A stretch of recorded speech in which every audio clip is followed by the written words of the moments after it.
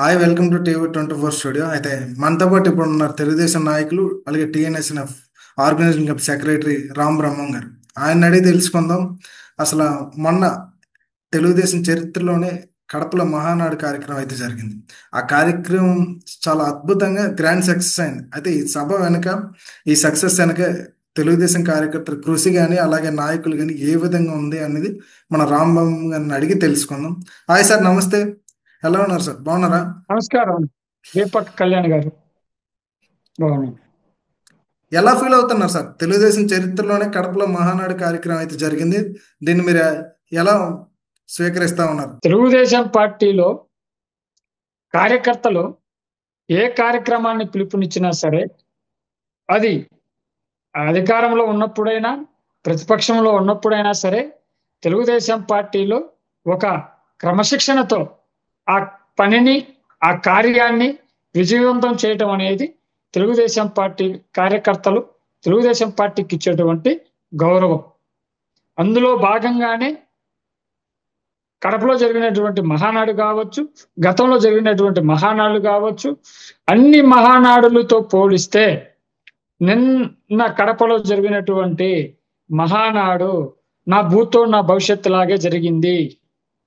భవిష్యత్తులో కూడాను ఇంతకు మించిన జన సమీకరణతో మహానాడు కార్యక్రమాలు జరుగుతాయి, జరగపోతాయి కూడా.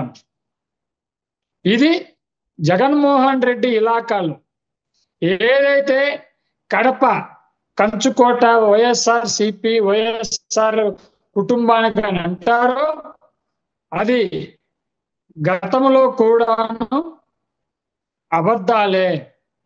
ఎప్పుడూ కూడాను తెలుగుదేశం పార్టీకి కడప కంచుకోటే. గతంలో చూసాం, అన్న ఎన్టీ రామారావు గారి పార్టీ స్థాపించిన నాటి నుండి 94 ఎలక్షన్ల దాకా కానీ, 92 ఎలక్షన్లు కానివ్వండి, లేదంటే కనుక 99 ఎలక్షన్లప్పుడు కూడాను కడపలో తెలుగుదేశం పార్టీ ప్రభంజనం ఉన్నది. ఇదే మహానాడులో మరొక అద్భుతమైతే చూసి మరోసారి చంద్రబాబు నాయుడు గారు జాతీయ అధ్యక్షుడిగా ఎన్నుకోబడ్డారు. దీన్ని మీరు ఎలా స్వాగతిస్తున్నారు? నారా ముఖ్యంగా 24 ప్రేక్షకులతో పాటు ముందుగా మా అధినేత మాన్యశ్రీ నారా చంద్రబాబు నాయుడు గారు, గౌరవ ముఖ్యమంత్రి వర్యులు, అలాగే తెలుగుదేశం పార్టీ జాతీయ అధ్యక్షులుగా ఎన్నుకున్నందుకు తెలుగుదేశం పార్టీ కార్యకర్తలు అలాగే నాయకులందరికీ కూడాను వారికి నా యొక్క హృదయపూర్వక ధన్యవాదాలు. నారా చంద్రబాబు నాయుడు గారిని మరొకసారి ఎన్నుకున్నందుకు నారా చంద్రబాబు నాయుడు గారికి నా యొక్క శుభాకాంక్షలు. అయితే తెలుగుదేశం పార్టీ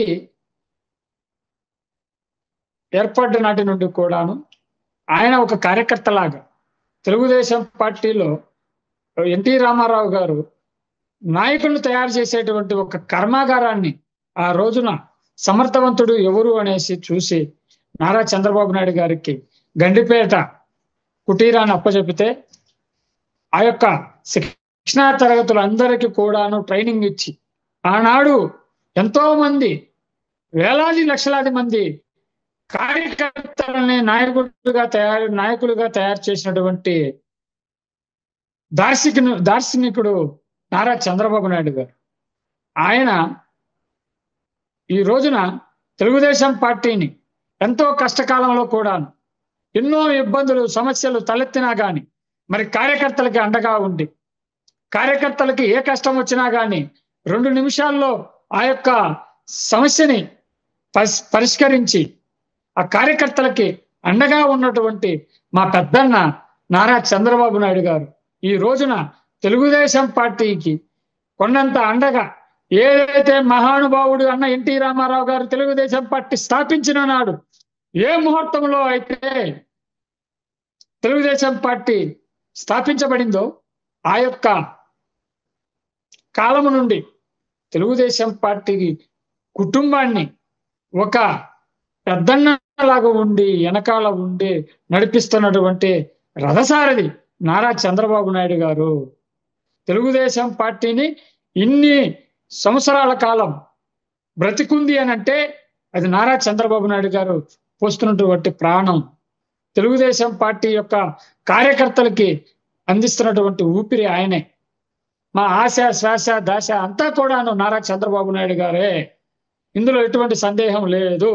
ఆయన ఇప్పుడే కాదు జాతీయ అధ్యక్షులుగా ఎన్నుకోవటం, గత మహానాడులో కూడాను, అనేక మహానాడుల్లో కూడా ఆయన మా యొక్క పసుపు పండగలో తెలుగుదేశం పార్టీ కార్యకర్తల నాయకుల యొక్క పండుగ రోజున మా అధినేతని మేము ఎన్నుకోవటం మాకు ఎంతో సంతోషాన్ని ఇస్తుంది.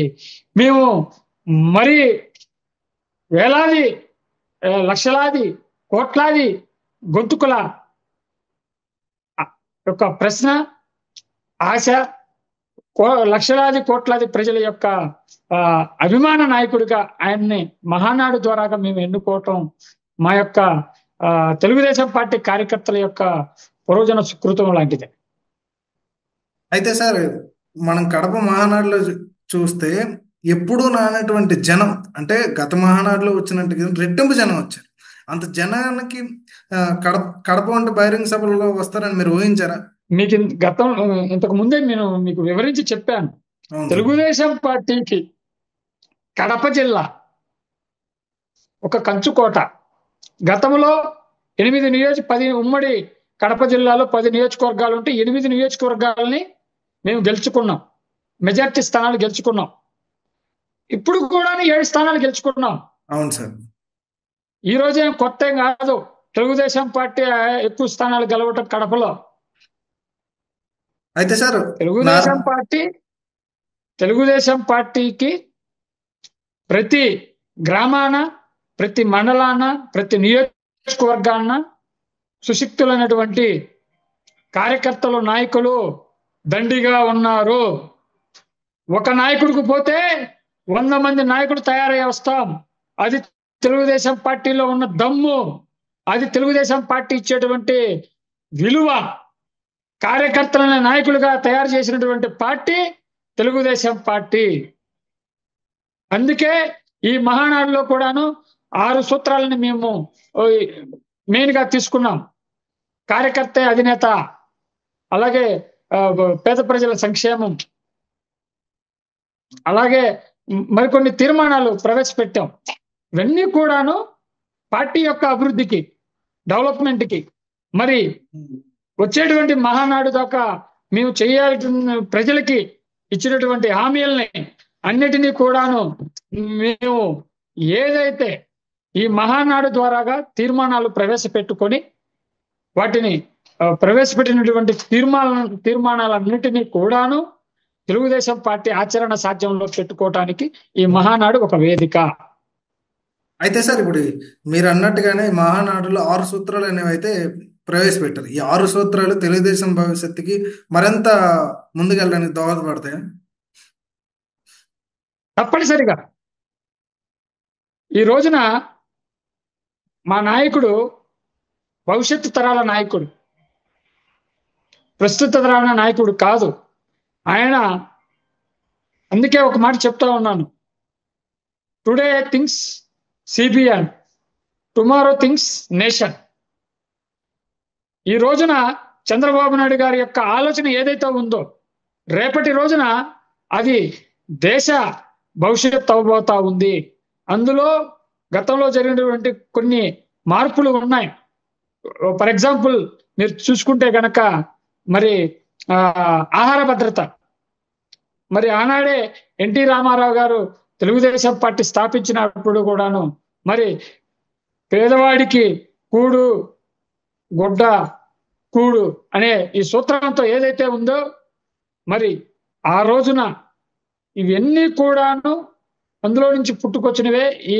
ఏదైతే ఆ పనికి ఆహార భద్రత కానివ్వండి, లేదా పేదవాడు ఉండటానికి ఈ రోజున పక్కా గృహాల నిర్మాణం కానివ్వండి, ఇవన్నీ కూడాను తెలుగుదేశం పార్టీ సంక్షేమంలో మొదలెట్టింది. ఇది దేశం ఆచరిస్తా ఉంది.